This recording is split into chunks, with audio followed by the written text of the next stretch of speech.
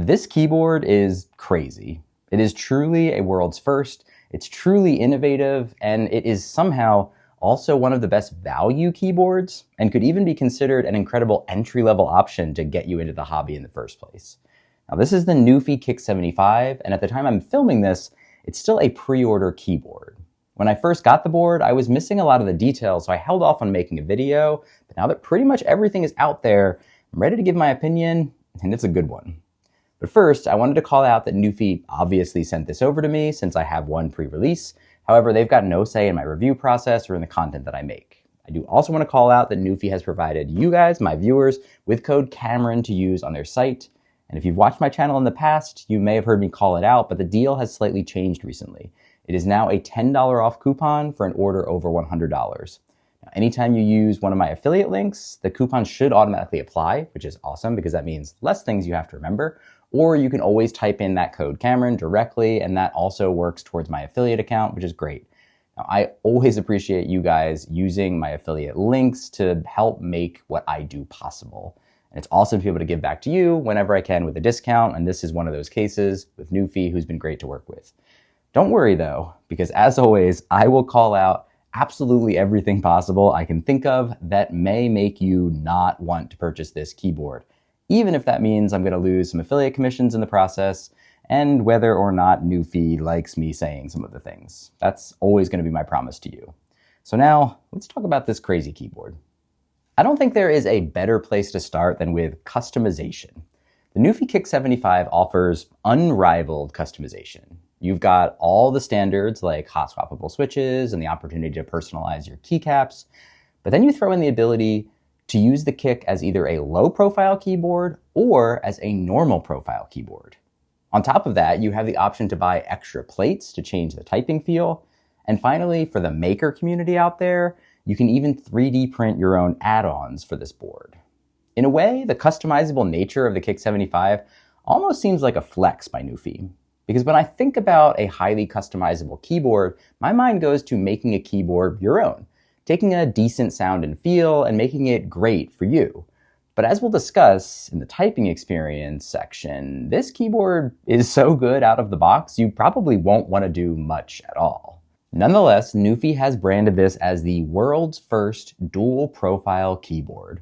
Essentially what that means is that the bottom, the gray part specifically, is compatible either with low profile switches or with normal high profile switches. To accomplish this, they use two different top cases. This is the low profile model, but they also sent over a conversion kit, which includes the full-size top case, as well as some other materials to make the conversion possible. Now, there are two big unlocks that made this hybrid profile possible. First is the switches. This keyboard utilizes new Gateron Low Profile 3.0 switches, which are the first of their kind to be compatible with a standard high-profile switch socket. This is what allows the board to accept either the normal switches or the low-profile ones. The second big unlock is the stabilizers. This board uses the first hybrid stabilizer, which mounts either to the PCB for low-profile switches or to a plate for standard profile switches. The combination of these two innovations, along with years of work, is what made this whole design possible. Speaking of, if you are interested in learning more about the design journey that NuPhy took to get here, I highly recommend checking out their blog post about the process. It is honestly an excellent story about the trials and tribulations of getting this keyboard from idea to launch, including how some of the initial design elements were actually inspired by sneakers. It is legitimately worth a read. I will link it below. The result of the dual profile nature is that you can buy this keyboard in a low or high version, and you can buy those conversion kits to be able to transform it from low to high or from high to low. The pro here is that you've truly got the highest level of customization available to you. The only cons that I can think of are that the board is thicker than average when you're using the low profile mode, and the conversion process is more involved than simply taking off a top case and changing out your switches. You do have to take the keyboard fully apart to make the conversion. Thankfully, NuPhy provides all the tools, including a really cool screwdriver, that you will need in order to complete the process. Another unique customization option is purchasing extra plates for the Kick75 to change the typing feel. By default, the board comes with a polycarbonate plate, which sits internally. This is not something that you'll see from the outside. Available for purchase are POM, which is another type of plastic, and aluminum plates. I haven't been hands-on with these, but POM should be a bit stiffer than the polycarbonate, and the aluminum should be stiffer than that. So for a softer, more cushioned feel, you'll want to stick with the default, but if you want that ultra high response gaming feel, for example, you can jump all the way to aluminum. It's really personal preference, but giving the option to swap them out and purchase them outright is pretty cool. The final customization feature is the opportunity to make 3D printable components. Now, NuPhy plans to release official open source 3D printing files that folks can then take and use to make whatever they want. It's unclear exactly which components will be included, but it's pretty cool regardless. Some ideas that I have would be toppers for the knob to give you your own unique style. This little magnetic plastic thingamabob over the indicator light could be printed to add another custom touch as well. Finally, on the back, there is a red rubber bit covering some of the screws, which I asked specifically about because I was curious why it was there. I was referred to those plans for 3D print files. Now, I'm not certain what people will dream up here at the back of the keyboard, but with the slots to hold something in, maybe a phone or iPad holder potentially, who knows?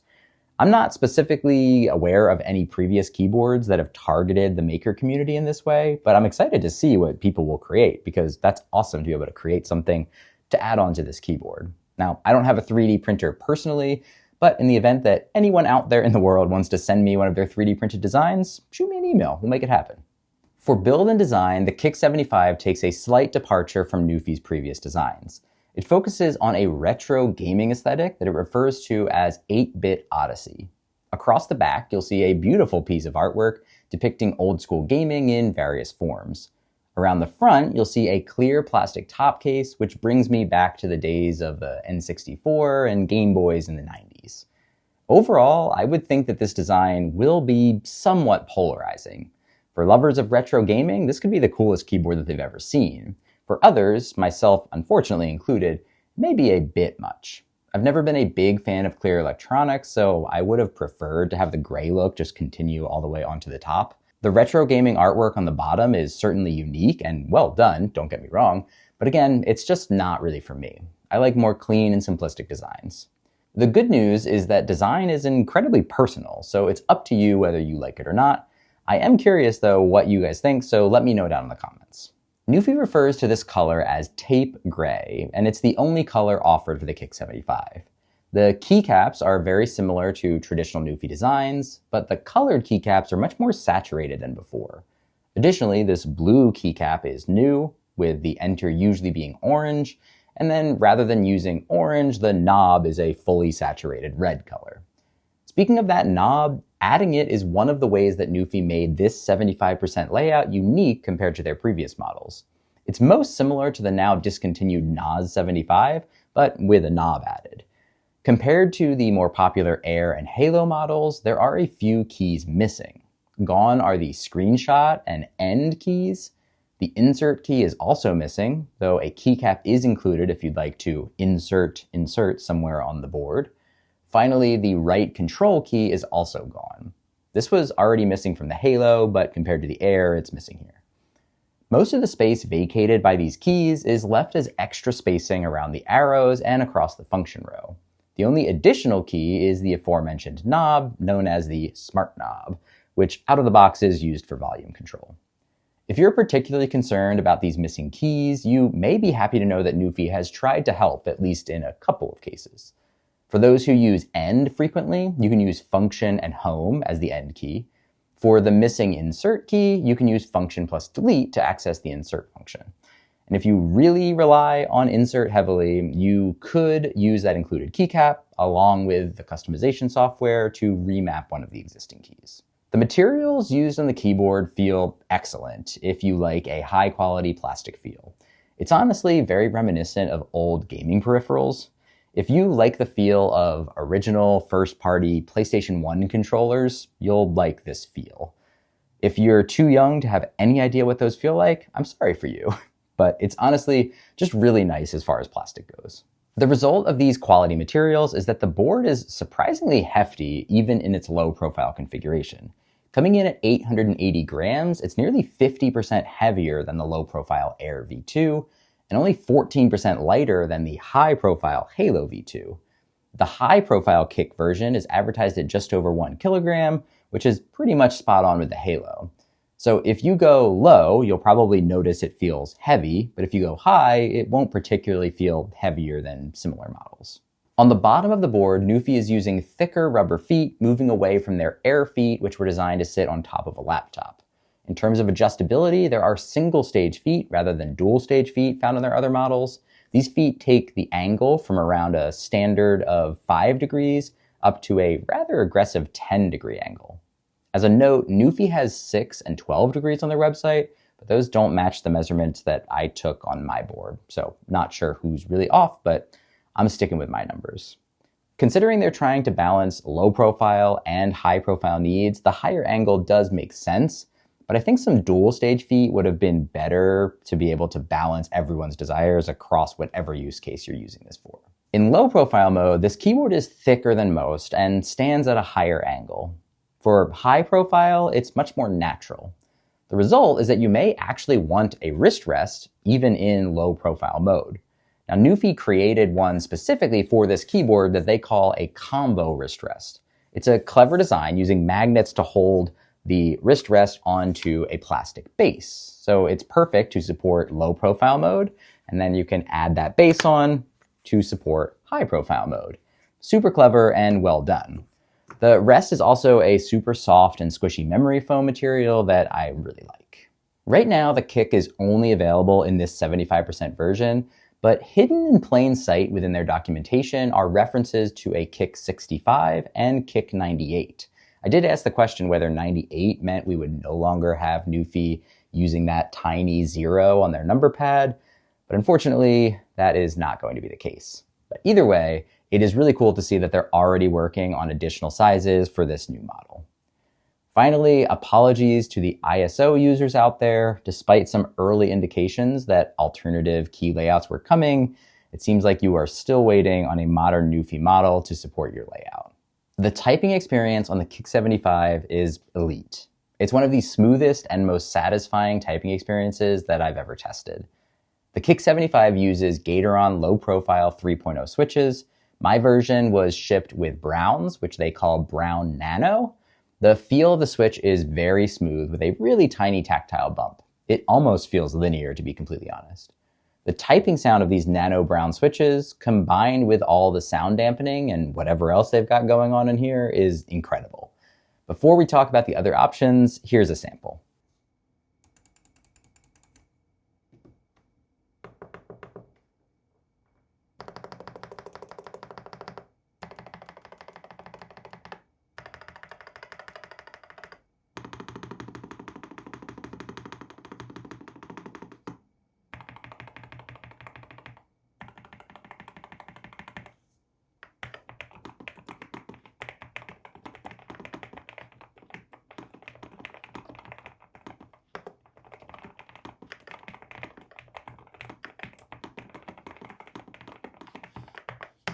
Now that you've heard it in action, I'm going to give a bit of a spoiler on the pricing section. This Kick75 starts at just $89. That typing sound that you just heard and $89, that combination just does not compute in my brain, but we will talk more about pricing soon enough. Now, I don't know how to describe the sound of typing on the Kick75 other than to say perfection. Like whatever this is, it's what I want. They sound soft and delicate. They're muted without being silent. The keys are great. The spacebar is consistent. Even the knob has a nice feel to it. The only issue that I've found is some metallic ping on about a half dozen or so of the switches. Now this can be totally normal and is likely a sign that the factory lube on those particular switches are slightly worse than the others. My solution was to identify those switches and just move them to some lesser used areas like caps lock and certain function row buttons. A solution for the more adventurous among you would be to add some additional lube to any switch with that clinky sound.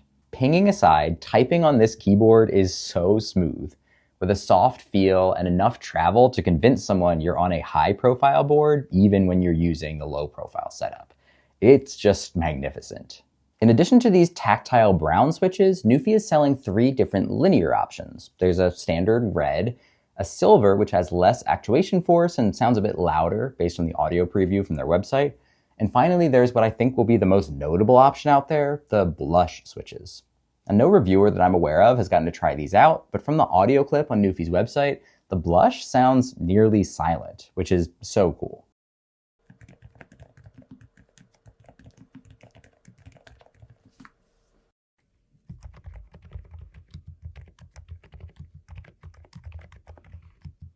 It's definitely the option I would have selected if given the choice. Now, if you're not into silence, you should note that there are no clicky options available, and since these lone tactile ones are fairly quiet, you're not going to really find a hefty sound out of the box for this board. Though obviously you can always swap in whatever switches you please.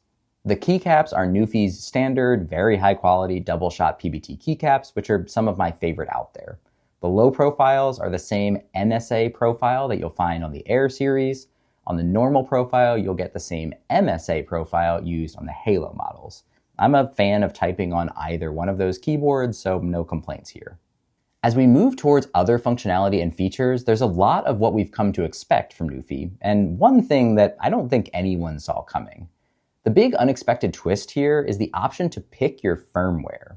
You can choose between NuPhy's own proprietary in-house software, known as NuPhy IO, or the industry standard open source QMK and VIA. To get that QMK compatibility will cost you an additional $20.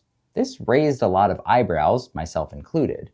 I asked the question to NuPhy about the price difference and got this response, which you can pause and read if you wish. Essentially, I think that this comes down primarily to component cost. I don't think that NuPhy is trying to sway you one way or the other here. In order to be compatible with QMK, you must have certain hardware. Now, from the sounds of it, for the NuPhy IO model, they were able to source a different type of hardware, which was able to handle all of their features while being less complex, leading to a simpler and cheaper internal design, while also requiring less power and thus a smaller battery, which we'll discuss soon. If you plan to take the keyboard out of the box and use it as it comes with no customization at all, you're probably good saving the money with NuPhy IO. If you want to do some light customization, maybe swap a key here or there, or add a simple macro, either one's probably going to work, so you're also probably good with NuPhy IO as well. Now, if you're a true power user, I think you have a bit of a decision to make. Now, I haven't personally used NuPhy IO. Up until this keyboard, it's only been used for NuPhy's Hall effect keyboards, which I haven't tested yet personally. On their website, they're definitely talking a big game with it. However, anytime you align with a proprietary software platform like this, you're bound to whatever NuPhy decides to do with it long term. In the absolute worst case scenario, they could go out of business and completely shut down the NuPhy IO platform, leaving you with no option to change your keyboard. With QMK being open source, with support from a ton of manufacturers, and a pretty darn big community out there behind it, it's likely not going anywhere. It's a tricky decision. With it being a $20 difference, I think the vast majority of people will probably opt for the IO version, but for others, it may be a no-brainer to maintain access to that open source QMK community. I am super curious if anyone out there has strong opinions or can think of any other angles that I haven't considered here. Please comment down below what your thoughts are. For the rest of the functionality and features, there are fewer surprises. There's 3-device Bluetooth, wired connections, and a 2.4 gig USB receiver included that allow you to have any connectivity type that you could really want. The wired and 2.4 gig connections are 1000 Hertz. Mac and Windows are both supported and can be toggled with a switch on the back, plus keycaps are included to swap between the two as well. The 2.4 gig receiver also has a slot in the back for storage, though it sticks out further than it seems like it should. Battery life for all Kick75 models is very good, though the batteries are actually different sizes depending on your firmware. If you go with the NuPhy IO model, you get a 2500 mAh battery. Since the QMK version is more power hungry, they've included a 4000 mAh battery in that version. This is part of that $20 price difference. However, despite the battery size difference, battery life is very largely similar. On the product page, NuPhy quotes 294 hours with backlighting off and 60 hours with backlighting on for the IO model. Since these specs were excluded for the QMK model, I inquired and was told over email that it gets 285 hours with backlighting off and 160 hours with backlighting on at its lowest brightness. The only confusing thing here is the 60 to 160 with backlighting. My assumption is that they're quoting two different brightness levels since the backlight off numbers are so close. On the flip side, it could be that powering an LED takes the same amount of power no matter what chip you're using to control it, which may be why the larger battery outperforms. Either way, I'm personally not going to overthink it. They're good numbers overall, so I would just expect the results to be relatively similar with either model. You can recharge your battery with the USB-C port on the back. The included charging cable measures about 1.5 meters. It's NuPhy colored, which I love, though it is the less saturated green rather than this new one. It also still uses USB-A to C. I think it's about time that they move over to shipping C to C personally. If you want to know the state of charge of your battery, you can use the status light on the bottom right as a battery indicator. Using the key command function +/, you can change that side light into a battery indicator that shows you a color based on your battery percentage, either green, yellow, orange, or red. If you're not using it for battery, that side light can be controlled independently from the rest of the keyboard's backlighting and is used for other informational purposes, indicating certain modes, like when you change between Mac and Windows, for example. The rest of the backlighting utilizes south-facing RGB, which gets quite bright. The light shines through the clear top case, but the keycaps are not shine through. You can get pretty granular on color controls, and there are a lot of different light patterns. I've become particularly fond of this one, which has a color gradient, which you can cycle through like a Rolodex, giving you the flexibility to get just the right style of color gradient across your keys. I obviously went with blue in the middle. Across my keyboard reviews, it's really common for me to highlight when keycap font is inconsistent or problematic in some way, but I've rarely praised a board for having really good font. That changes today because the font on this board is perfect. NuPhy has long done a good job, but I haven't really called it out specifically. They use consistent all caps fonts with clear icons and simple designs overall. Other brands should honestly take note of what they've done here. The only potential complaint I have is that the light gray font on white keycaps doesn't have the highest level of contrast if you've got any contrast-related vision issues. Finally, there is the knob, which comes in this unique cutout shape for the low-profile model and a circular shape for the high-profile one. If you get the conversion kit from low to high, it actually comes with a cap that goes over the cutout to make it the circular shape. Now, out of the box, it's a volume control with a satisfying click to mute. NuPhy refers to it as a smart knob.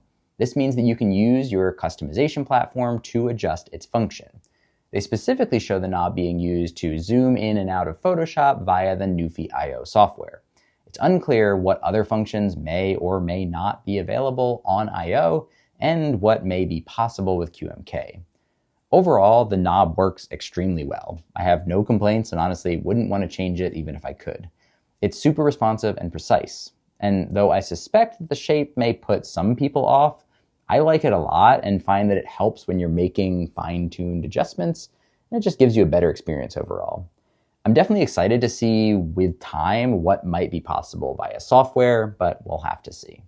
That brings us to value and pricing, and quite frankly, I think that this keyboard is an insane value. The starting price for the Kick75 is just $89, which is pretty much entry level for a good mechanical keyboard.